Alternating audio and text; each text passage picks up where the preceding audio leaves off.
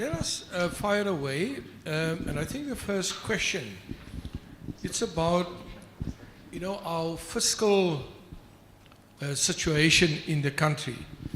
How can South Africa's fiscal policy be restructured to reduce inequality while maintaining macroeconomic stability, especially in left behind areas where economic and social collapse creates a downward spiral?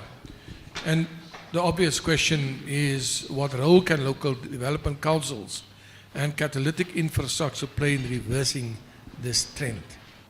So I hope I'm not going to be taken advantage of because I'm the only rose amongst the thorns here. But let me help the guys out here. Looks like they need some help. I think it was mentioned by Prof. As well as Mr. Mbeki. If we talk about the fiscus, the first thing we need to look at is the public sector wage bill. It's not sustainable. We have a employee base that is inflated, and that's in Parliament as well, not just in government sector departments, whether it's provincial, national, or local. So reducing the wage bill is crucial. But besides the wage bill, another important component that is draining the fiscus is our expenditure on social grants. It's very difficult for me to talk positively about social grants, and I'm not saying that we shouldn't have it. But our social grant expenditure and the way we're implementing social grants right now, it's not productive. There's different ways of allowing people to access social grants that makes them productive participants in the economy. But for as long as we are allowing the majority of the population to have this mentality where I just need to stand with my hand out and I'll get something and I don't need to do anything to get that, we're still going to lag behind, and we're not going to include them in this inclusive economy. So let us have them do something for that. And I mean, Brazil does it with the child support grant, where kids need to be registered in schools. They need to go for vaccination. That's making your society, your young children, productive already. So the parent knows I have a responsibility to ensure that I'm investing in the human capital by doing basic things. Just sending them to schools and making sure that they're vaccinated. That goes a long way in ensuring that you have a productive society now as well. Those for me are the two key issues. I know you mentioned, Christo, that we need to talk about catalytic institutions or something. Yeah. I think let's start by getting the numbers right. And then once we have the numbers right, then we can use the institutions and the reforms that we have at hand and implement or, achieve the targets that we want to achieve. But we need to get the numbers right, and the public sector wage bill and the social grant expenditure, that is the two key areas where we need to focus on first. Ishmael, I see your hand is up. Absolutely. I think what we need to do when we speak about fiscal responsibility in essence, because in speaking about fiscal responsibility, we're speaking about discipline, really, is there needs to be a shift in mindset to run South Africa as South Africa Inc., with an eye always on the balance sheet, on the bottom line. Unless that mentality changes, not much is going to change. Now, we've already got one of the most redistributive budgets in the world, and we cannot have such a high burden on such a small portion of the population with such a small tax base that's redistributed to such a large majority of the population. And this is where the issue of social grants come in. What I also mean then when touching on social grants is that we've got to eliminate the entitlement mentality. And this requires an effort both from us as citizens, as what we might call consumers in this chain, but as government, as the provider. So instead of having these 350 Rand social grants, what would work better perhaps are targeted social interventions with a view of making citizens independent of government. And I refer again specifically to the youth here. In looking at the youth, we should prioritize skills development instead of just entitlement grants. That would work better. In terms also of social responsibility or fiscal responsibility, that wage bill, I know we've spoke about it so much this morning, the 700 or 800 billion Rand wage bill, but we must then ask the question on whether we're getting a return on investment. And if we aren't getting a return on investment, what needs to change? Should government then still be in charge of certain things, or should we then call for devolution in certain sectors so as to allow, yes, government to perhaps collect less revenue and then have less to abuse in the fiscus, but allow those who are competent enough, like the private sector, to step in and handle certain key aspects so that we know that we're moving on the right trajectory. So those are the most important components for me. I think a targeted social intervention instead of a dependency mindset is really what we're talking about, knowing that that which is within the revenue in the fiscus, in the treasury currently, cannot be relied upon just to give out as though it's for entitlements. Thank you. Thank you. I'm going to allow some of our guests here to pose questions to any of the panelists. Are there any person over here? Just, yeah. And then one there at the back. Jonathan Katzenellenbogen. There's a broad agreement today, I think, even among the audience, on what is on what the speakers have said, the urgent need for reform and the types of reform that are needed. But what I'm really interested in is, and to get me out of my depression, current depression about the country, and not have my pessimism reinforced and have a bit of optimism, is politically, how does one achieve this? What sort of alliances does one have to strike? What has to be in place? How could it be done? So basically, please give me optimism. Thank you. Go to Turkey for a one-week holiday. You'll come back inspired. Let me, Prof. Kumari and Mr. Moletsi. Thanks for that, Jonathan.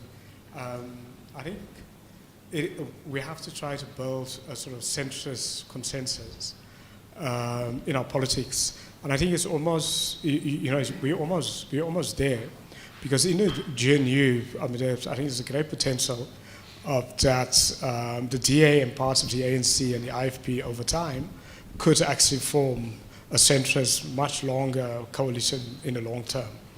And then we also have to partner outside the GNU with a sort of constitutional-based parties. There's a couple of them, and so on.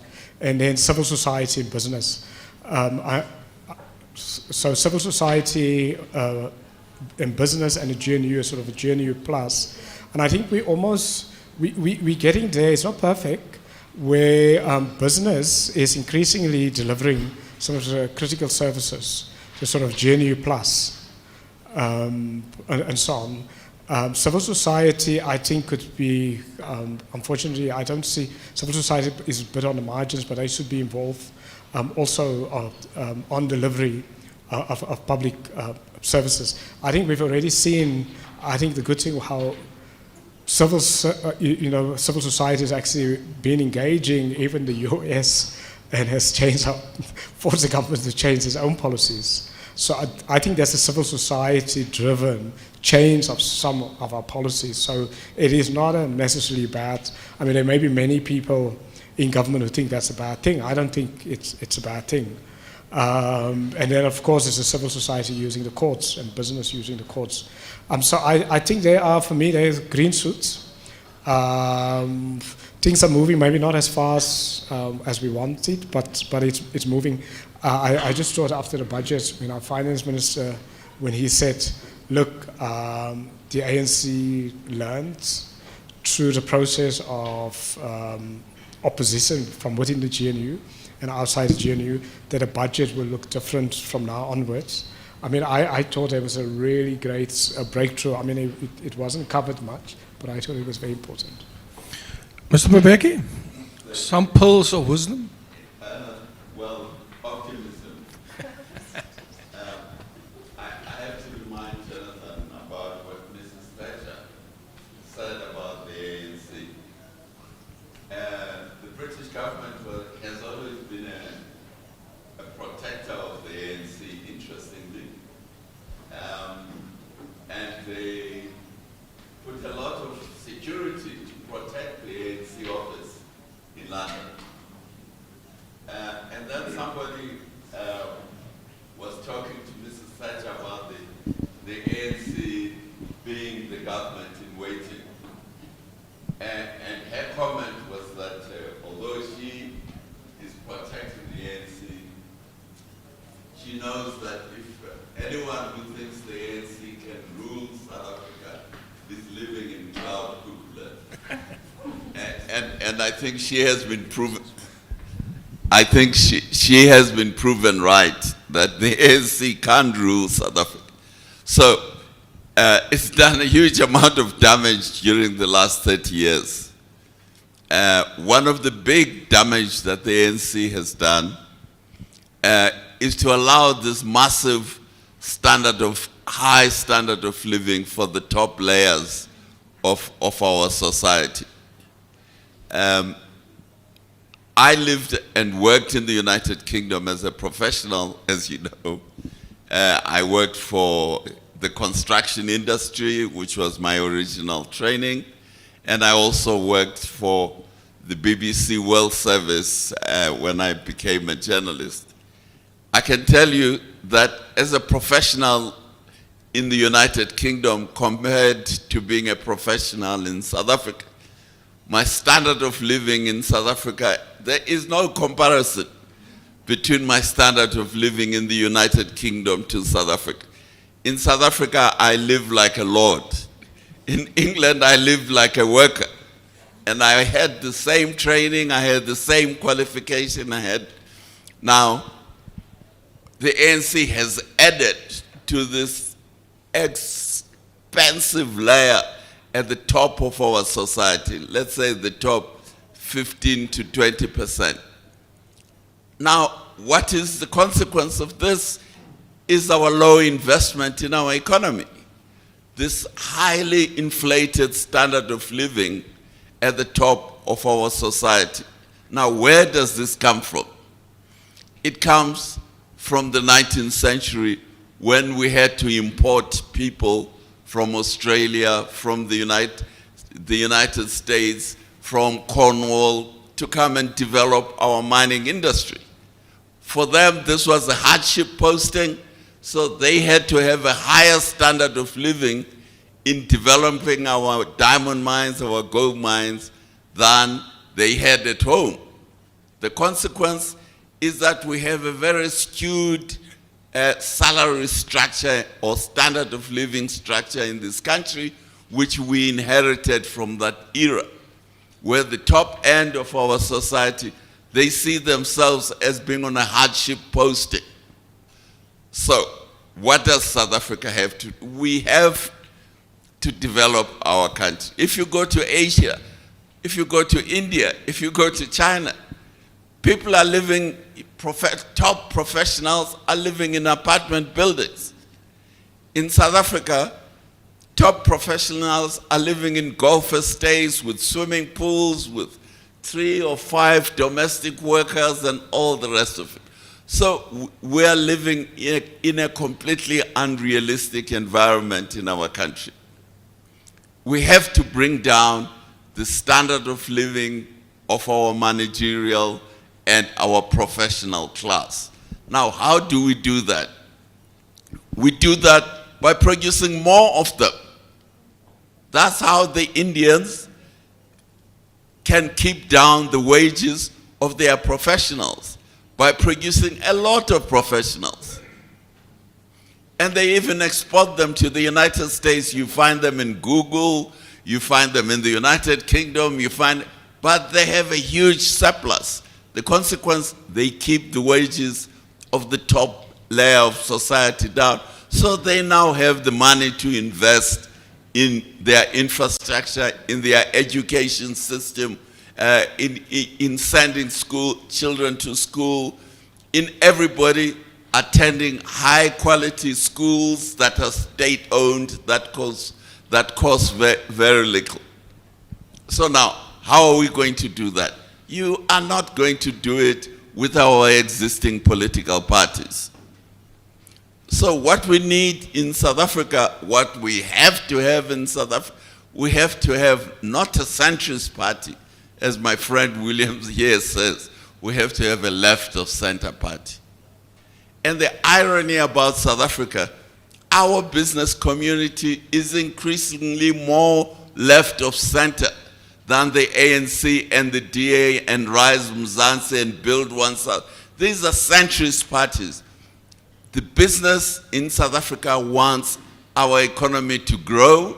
They want our economy to be inclusive because as it is now, it is a threat to the business community. It is a threat to the assets of the country. And above all, the South African economy is not competitive. It's not producing the quality of skill to compete against the Asians. So in our own market, in Africa south of the equator, we are being outcompeted by the Asians, by the Chinese. If you are building a railway line in Southern Africa today, who is going to build the railway line? It's not Marion Roberts. It's going to be a Chinese company that is going to build. If you are building a tunnel, it's going to be a Chinese or an Indian company.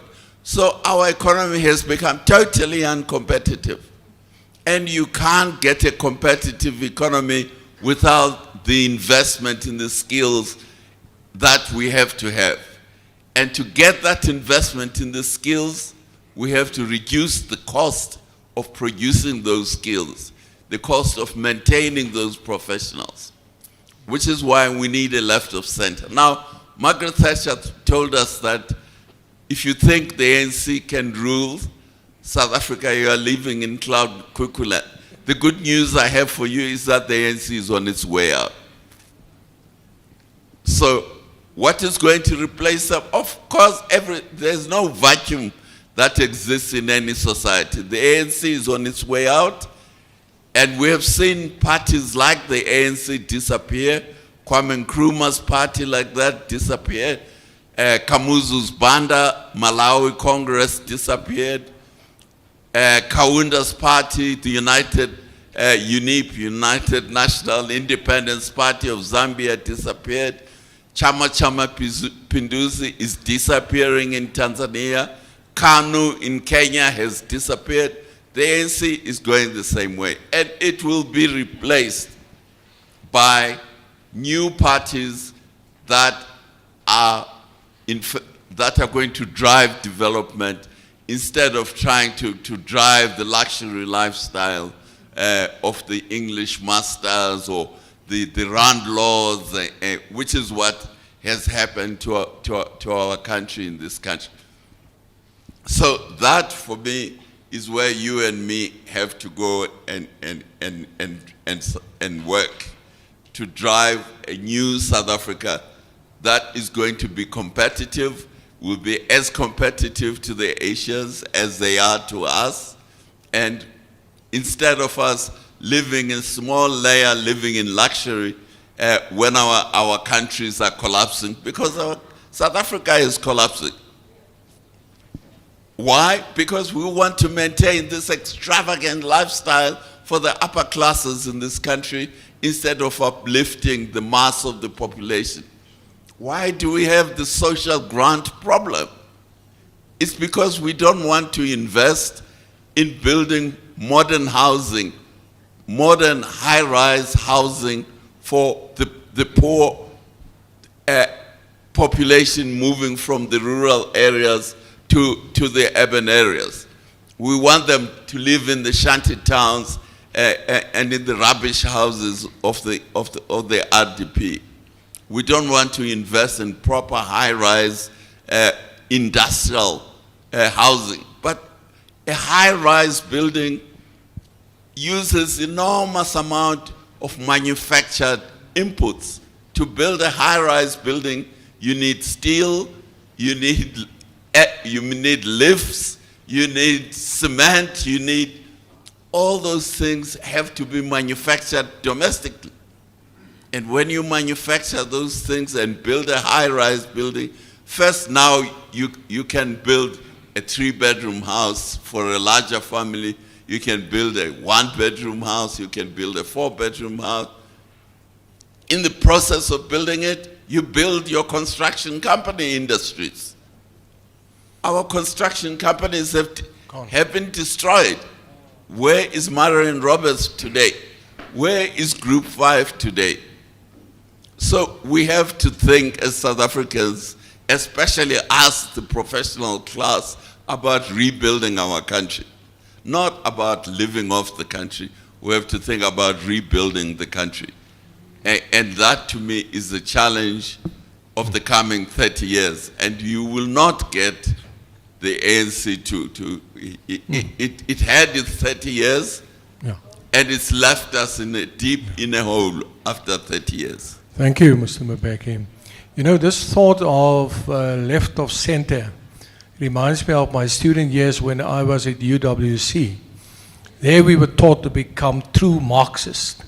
It used to be the university of the left. I tell you, when I left that university, I was committed to the community, became a teacher in Elsie's River, focused on the upliftment and things like that. And lo and behold, I was a music teacher. So for the first time, the kids saw a violin, saw a guitar, and we had musicals and stuff like that. Wonderful years. And then I made a mistake. I went to University of Stellenbosch's business school. And I did an MPA there, and they taught me about profit. You know, I was shocked when I heard the word profit. I thought this word comes from the devil. But the more I listened to it, the more attractive it became. And unfortunately, when I left that university, I became an unbridled capitalist. And I never looked back. But that's not only my story, it's the story of all the socialists and the Marxists who were trained at UWC and other leftist universities. Luckily, the FW de Klerk Foundation taught me about his revolution, and I'm slowly but surely returning to my old leftist trajectory. So hopefully that will bring about a more concerted effort to do what you are calling for. All of us to recommit ourselves to rebuilding the country. Where's my friend there at the back? And then I'm going to give Kutsia, and then Mr. Pretoria is also an opportunity. Good afternoon. My name is Khusiami Chwabi. I work for the South African Council of Churches in Gauteng. I think part of my question was the first question that was asked. And I got an answer from Mbeki saying, for the next 30 years. So I'm trying to find out, from now to 30 years, what do we do with the 49% of the people out there who depend solely on the social grants? And I think one has been following up the discussion from the DSD and Treasury, where they want to phase out this SRD grants. And they want to modify it and create job opportunities. And the question to say, if we speak about new job opportunities, what has been happening in the last 8 years? If we only now want to modify and create new job opportunities. I belong to the Universal Basic Income Grant Coalition. We strongly lobbying for the implementation of the grant. And we know that in the parliament, there is a draft policy on the Universal Basic Income Grant. And we also had a litigation case against the SASSA for putting strict measures on people to access the 370 grants. And we won that case. Now the DSD is challenging that case. And there is a case still pending towards end of the year. So I'm saying the 49% and the 30 years coming or gone. How do you cushion that? There has been a question to say if issue of unemployment is not dealt with, we're creating a problem for ourselves. So the question is, when we live here, if I live here, we're having a meeting with the Reformed churches tonight at 6:30 to discuss the issue around how do we cushion the 49%. And I saw just recently the parliament, there was issue of expanded or not expanded, which one goes where. So the question is, do we still have to wait for the 30 years to create a cushion? Do you have the capacity to create new jobs in the current state? And Mbeki, I hope you know the late Siret Chwabi, who was the education convener of the ANC in exile. 1994, I got a call from Mail and Guardian. They were investigating what the ANC leaders were doing in exile. And that means it has been carried over into the new dispensation. So for me, I think it's a bit complex on how we look at things, academically, or are we talking about the reality on the ground? So I think maybe at time we need to link the reality on the ground, where today I know there are people who will sleep without anything to eat, and tomorrow is going to be worse. So I'm saying when we talk about these things, let's try to link the reality and the academic perspective of things, and come with maybe what can happen to me today. If I live here, you're not sure if I'll be able to eat. And how many millions are in the same situation? Thank you very much. Sorry for the sermon. No, thank you very much. Let me hear from Dr. Kamfer as an ardent student of economics. Is this sustainable? Shouldn't we perhaps consider changing a basic income grant to a basic employment grant?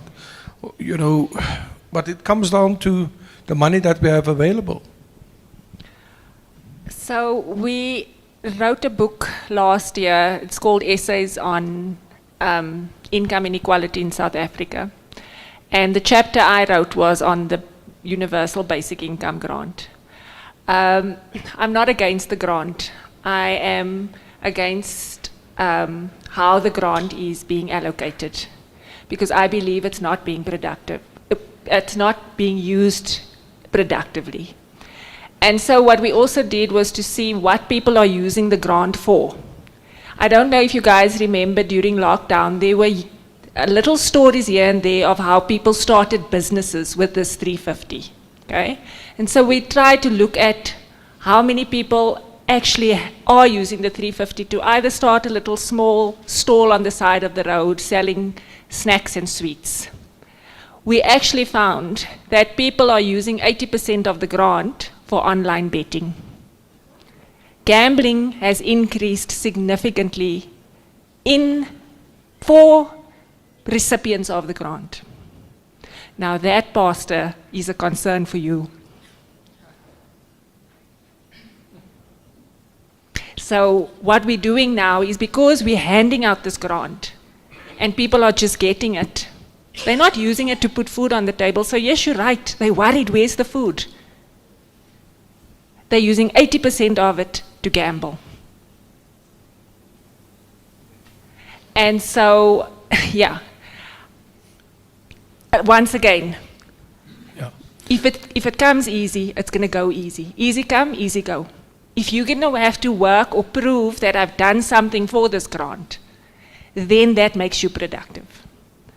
And with regards to the 30 years and how long, I'm not sure. I can't answer that. But what Mr. Mbeki said here about the current government or the ANC not going to be here for a long time, that gives me hope as well. Maybe we'll have new thinkers. New thinkers and new ways of doing things. And it's unfortunate that the legacy of the ANC will now be tarnished. because of what has happened and I'm not going to say 30 years, because I am such a fan of what President Mbeki did during his time. You know, there's a slide I use in my economics classes every time. It shows a consistent decline in unemployment, and it shows a consistent increase in economic growth over a certain period. And I always ask them, what was happening here? Why were things looking so good for us here? What was different here? And you know, it will take a while for them to figure out, and I'll say it's leadership. That was Mbeki's era. He wasn't someone who wanted to dance on the stage and be all cool with the people, and he knew we needed to get the numbers right if we want to look right internationally. If we want people to take us serious on the global stage, we need to cut our expenditure. We had a budget surplus for the first time in our democratic dispensation. First time because of him. And he comes from the ANC. So unfortunately, what happened after him, I mean, let's not talk about that. That's a whole different conference. That will tarnish, you know, the ANC for a long time. But with regards to the grants, it's not being used properly because it's being given too easily. Thank you. I'm going to ask my colleagues, you know, when you respond, to include this in your response as well. But I just want, there's a few short questions. Gutsia, 5-word question. Thank you, Chairperson. I looked around and I didn't see any elephants in this room today. And I want to thank the speakers for that. So 2 remarks. The one is, how do we link these 1, 2, 3, 4, 5 with a minister, a deputy minister? How do we link these proposals to the national dialogue? And if we can agree that they must receive our documents and accept it as a vision for the country, they can pay the 700 million to the FW de Klerk Foundation. Wow, that will mean a 100% rise in my current baie karige salaris. Remember that, national dialogue, and if you want to speak to the issue of the grants as well. Let me go to Herman.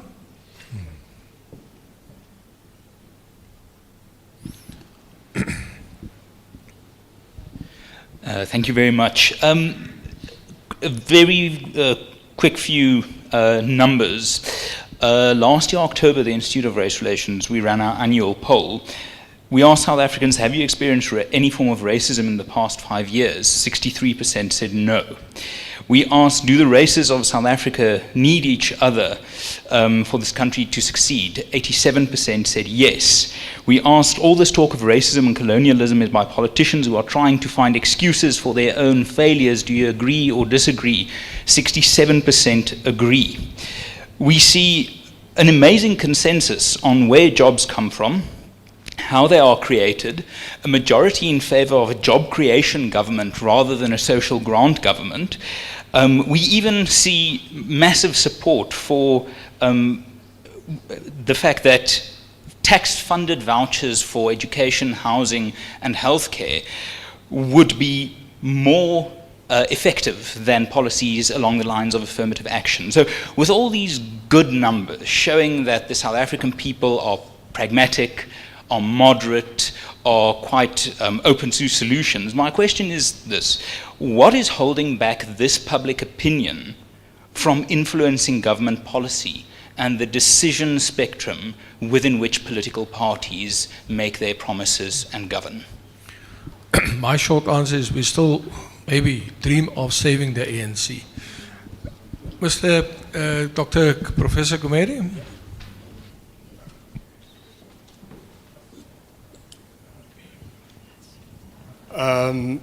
I want to start on that welfare. I mean, our problem is that our growth that we've seen so far the last couple of years has actually been welfare-led growth. And I did in the paper, and I'm going to pass it on to the Klerk Foundation. on the budget when I was asked to analyze the pre-budget and the unsustainability of welfare-led growth. So how do we move out of welfare-led growth? Now, we have to do something for ordinary people. We absolutely have to do something. So so with a grant system, if we can turn around a grant system of bringing a couple of things to the grant system. So you're getting a grant, then the first thing that I would want is a civic education. So you get it, so compulsory civic education. What do I mean by civic education? You know about the Constitution, what is an inclusive society, how do you behave towards other people, because you know people are not going to get that at home. Most people are not going to get that at home. We're coming from broken families and so on. We're not getting in our communities because our communities are broken. So firstly, there's, when you get it, there's the one element. It is a civic democracy element of it that is compulsory. That's the first thing. So, and even if we only do that, I think it would be good because it's a, it's a better citizen. Then the second one that we link to it then is a skills element to it. So, for example, the grant is then in participation with business, or even with the CETAs, we reform the CETAs. So you get a grant, so it becomes a basic, really basic skills type of thing. The third one would be like, what Singh did in India is you have to volunteer. So you get it, then let's just say a week, a month, you clean in your community. Or you stand outside the school, you protect the school from gangsters, and so on. So the linking, and to do that, you get some basic training. And so on. Can you see? So the grant is there because we know these are desperate times. We theoretically we want to get rid of it, but practically in real life people need it, and then we have to say how can we use that grant to change the economy, but also to change individuals. And we want to change individuals. We want to make them better democratic citizens. We want them to respect others. We don't want competing constitutions, for example. I mean, we've got one constitution, but then we have customary law, we call patriarchy, all those things. We want everyone to believe that the rules of the constitution is above everything else. So if you get a grant, there's an opportunity now to do that. And even things like family planning. It is important, we don't talk about it, but it's absolutely critical. So you get a grant, whether you're male or woman, that maybe that is part of the education process. So I think there is imaginative ways that we can think around it. And I myself believe in volunteering. I mean, I myself grew up, despite in poverty, as a volunteering. I mean, it's just amazing from a teenager point of view. I was volunteering. And the skills you get out of there, I must tell you, even my career, although I studied something totally different, but the volunteering element that I got has actually been my major income throughout my life, and the thing that has actually changed me, and not necessarily what I studied, and so on. So I think it's very important that there is that sort of element, because what it also then brings is a responsibility. So you get a grant, it brings a dignity. It brings an agency. You get involved you get some skills, and you involve, for example, in a rural area, can you clean, can you dig some kind of trench, but you clean up along the roads and so on. Thank you. Ishmael, perhaps can you also allude to the issue that was raised by Kutsi and by Herman, especially in terms of the national dialogue? Absolutely. I just want to preface my answer a little bit on this, is that there are three building blocks of the Constitution. You have responsiveness, openness, transparency. And I think when speaking about the budget, those three come to mind. I'm very heartened that as a young person, because of this GNU, for the first time we're learning about processes like the appropriations bill, like the procedure for a budget to be implemented. It wasn't something that we knew about under a majority monopoly ANC government for the last 30 years. So that's heartening. But also then, just lastly on the budget is this. I was with the MEC for Finance here in Gauteng, Lebogang Maile. And I noted that the line item in the budget in Gauteng for economic development was much lower than that of education and health and so forth. And I asked him why that is the case. And he told me that, well, economic development is meant to be a facilitative budget, that we just facilitate an economic environment conducive for businesses to grow in. And it got me wondering, and I said, why don't we reprioritize the budget a little bit? Because we know, and especially when it comes to answering that question of where we want South Africa to be 30 years from today, youth like me who are 25 will be in my 50s in 30 years, want to have an environment that's thriving, because I want to thrive in that environment. We know that there are three problems here. One is unemployment, lack of jobs, obviously. With that brings inequality. And with that then brings exclusion, because if you don't have a job and you are poor, naturally you're excluded from the conversation. And I'll be merging this into my national dialogue answer soon. But if you are to reprioritize the budget to have more for economic development and specifically focus on the low-hanging fruits in society, somebody asked about what can be done. Jonathan, you asked about optimism, what can be done right now. Well, I think optimistically speaking, let's look at those low-hanging fruits. The first, I think, would be relooking our labor laws to make it easier for businesses to grow and expand.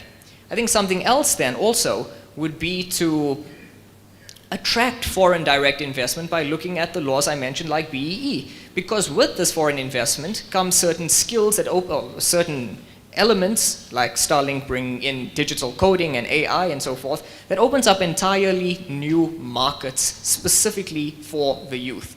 The grade 4 class that I mentioned, 80% of which couldn't read for meaning, if they were from ECD, been given the foundation of digital coding and AI and stuff, this would have opened up an entirely new market for them to allow them to compete with their peers around the world. That being said, let's move on to the national dialogue. It is no secret that the FW de Klerk Foundation is a part of the national dialogue, that we sit on the preparatory task team, the main decision-making body of the national dialogue. I personally am the co-chairperson of the Public Mobilization Subcommittee of the National Dialogue. And so, Mr. Bester, your question then becomes particularly pertinent for me and for us as the FW de Klerk Foundation. How do we make sure that everything that all of us have said here today is embedded within that dialogue and then ultimately heard by government? And Herman, I think you mentioned public opinions not being taken into consideration. Well, if the public opinion is contrary to that of the government, naturally the government of the day will not want to implement them. So how then do you make sure that regardless of that, there still is a platform, in this case, through the national dialogue, where you essentially, as 13 million South Africans, tell government to implement these solutions? The way to do it is two-pronged. Firstly, us who are in the committees of the national dialogue must make sure that the entire dialogue process is grounded in the Constitution. If you look at the preamble of the Constitution, we the people of South Africa proclaim, that should be in essence your guiding light towards how the entire dialogue itself should be structured.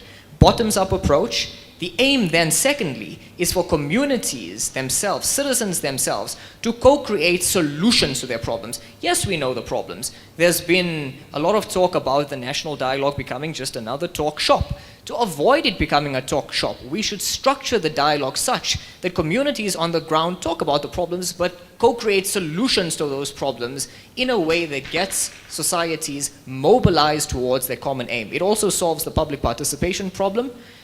It also solves the low trust in government problem, where people are now motivated to actually want to go and vote in elections.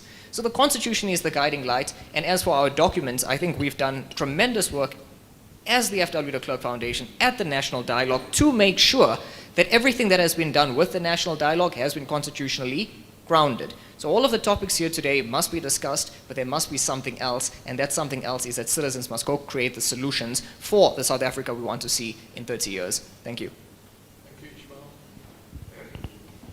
Yeah, no, thank you for that, but it depends on how things will play out, obviously, where the foundation's government and the presidency, are at this point in time on different pages when it comes to the national dialogue. And something that we need to guard against is that the dialogue be appropriated or being abused or misused for party political purposes.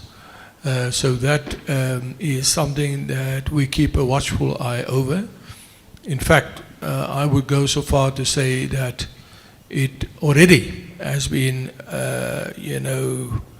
appropriated by forces within the deputy president as well as the presidency's office. But that's just my personal opinion.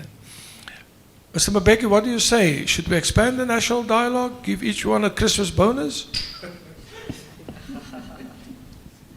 Well, I'm in favor of the national dialogue. I know that the ANC is trying to manipulate it to its own ends, but the ANC doesn't have the capacity to manipulate anything. So I think we can't spend too much time crying about efforts by Cyril and the ANC to manipulate things.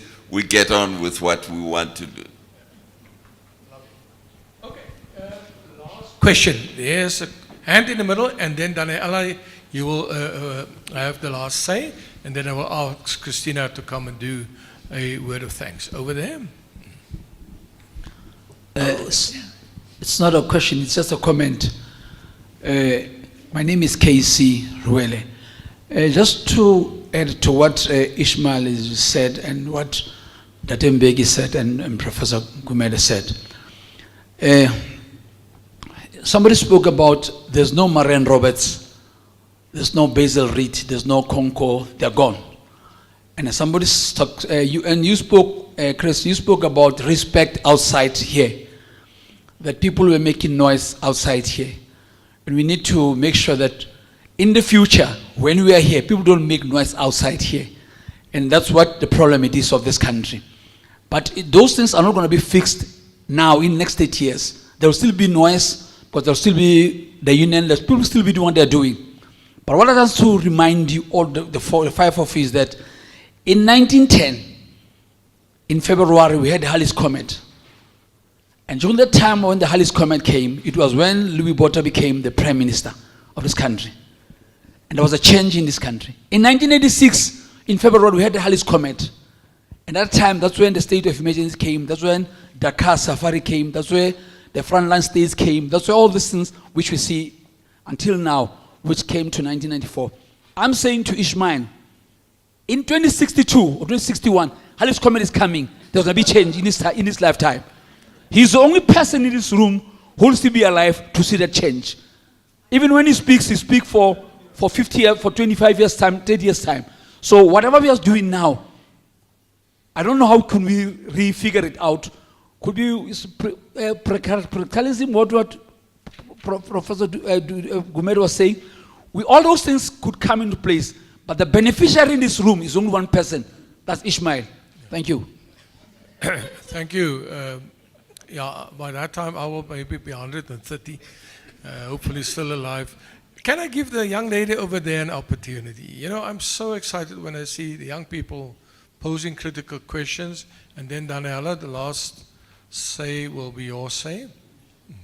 Good afternoon, Busisiwe Keskola.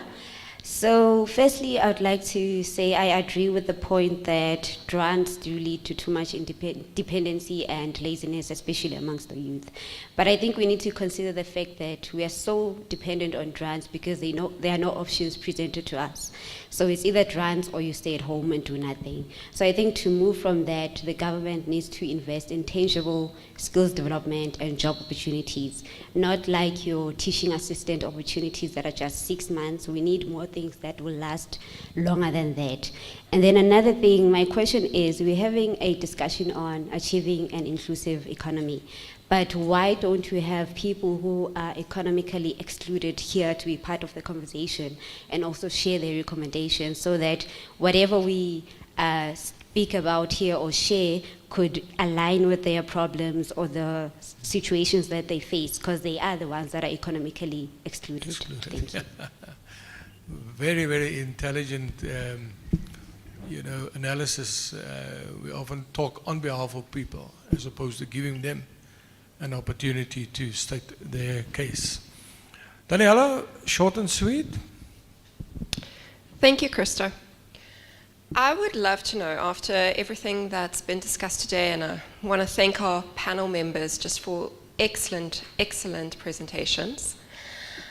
What are the most feasible short-term opportunities for fostering inclusive growth at the local level?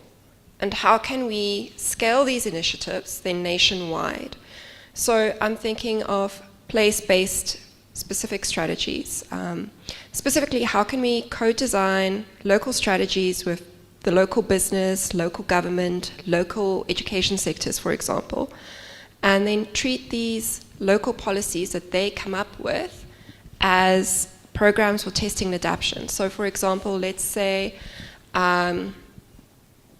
the local business, the local government, and the education sector in Bloemfontein come together and they have a discussion about, okay, what can we do in terms of establishing a vocational training college? Like what opportunities are present here to upskill the youth and draw them in, and then see if that works, and then we can scale it nationally. Excellent.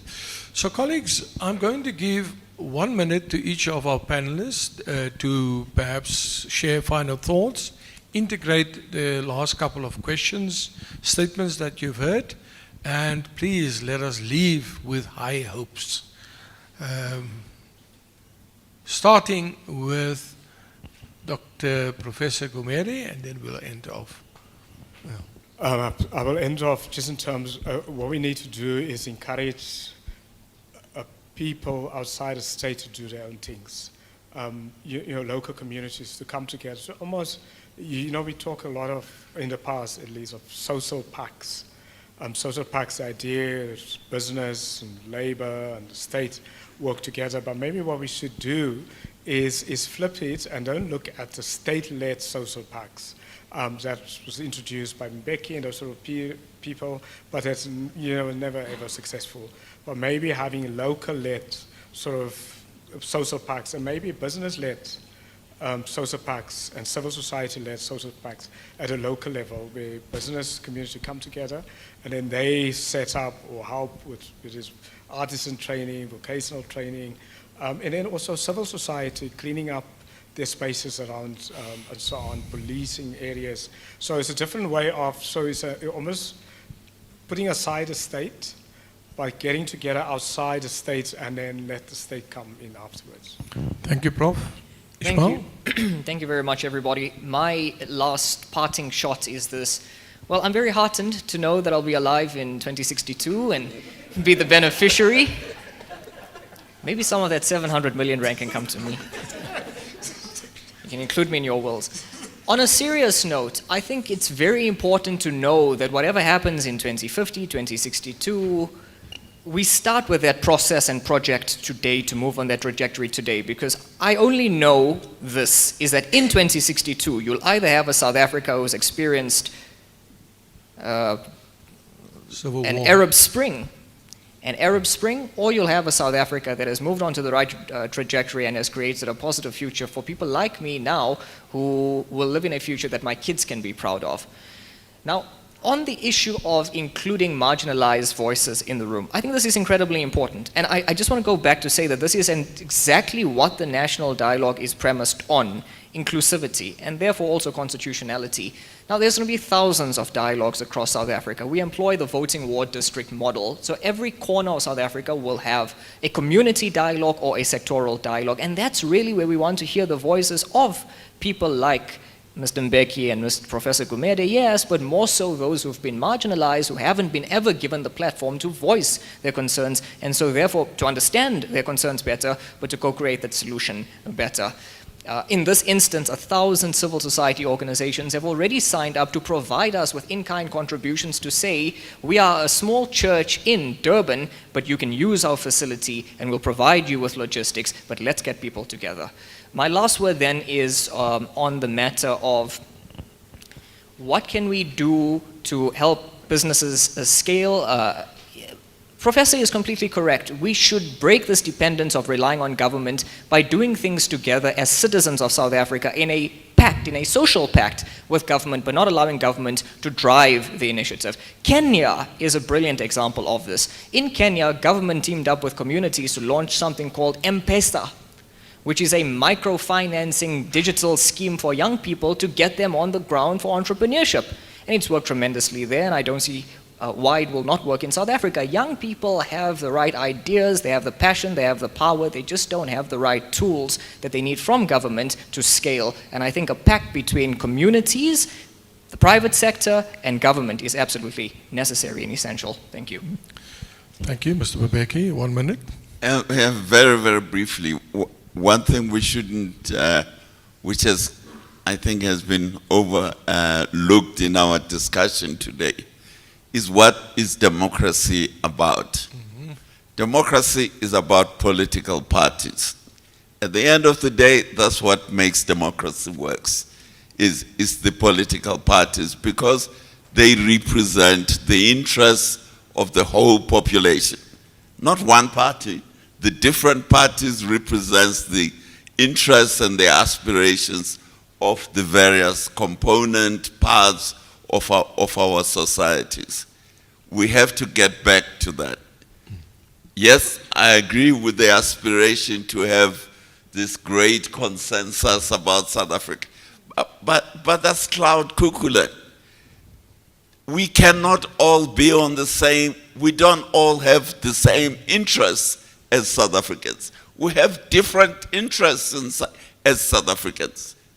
And we need to develop our political parties to represent those interests. Not to think that we can sit somewhere high up and our interests will be represented by one thing. That's where dictatorships come from. That's where a dictator comes along and says, I am Traore, and this is the one message that represents all of you, and so you follow me. Or I tell you to follow me. Or I instruct you to follow me. The reality about South Africa is we are the most developed capitalist country in Africa. What that means, people look at the GDP numbers. What it means is that we have stratified society with different groups, with different interests, which means they have to have different political parties to express their interests, and they have to take those interests to the electorate. And that's what democracy is about. And let's stop dreaming about all 62 million of us South Africans have one point of view. We can't have one point of view. We have lots of different points of view, and we have to as long as we express those point of views through the Constitution, we have to realize the political parties have to provide solutions to the problems of the countries. There is no supra way of doing it besides the political parties. Thank you. Thank you. Doc? Thank you. My husband always says I like to have the last word. So thank you for giving me that opportunity again. I think I'm going to be very brief. To answer Daniela's question, a generic approach is not going to work. Okay, all our policies and whatever plans we want to implement need to be realistic. It can't be a target of we want to reduce the unemployment rate by half by 2030. That was unrealistic. They also need to be responsive to the needs of that specific society. So a policy or a plan for a township in Bloemfontein will not necessarily address the same needs of a township in Cape Town. And they need to be responsible. If we implement these plans, if we have these policies, people must take accountability for them if they don't work, and must be able to be called to order if things are not working according to plan. So responsive, realistic, and responsible. Thank you. Thank you very, very much.